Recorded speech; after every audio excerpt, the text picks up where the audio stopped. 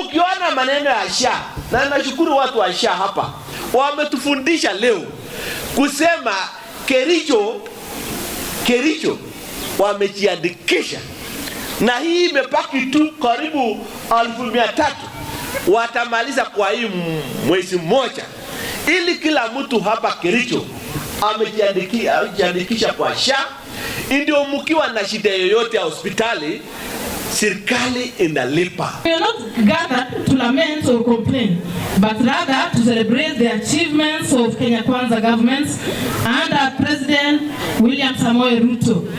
We have complete confidence that President Ruto, through his bottom-up economic model, has achieved what other regimes did not achieve since independence. Mimi nataka strategy yenye tutatumia kwanza, kina mama wote wa Kericho wakijiregister, si boma yote imejiregister. Sasa hapo si tumepiga 100%. Kwa hivyo wakina mama, muniangalie vizuri.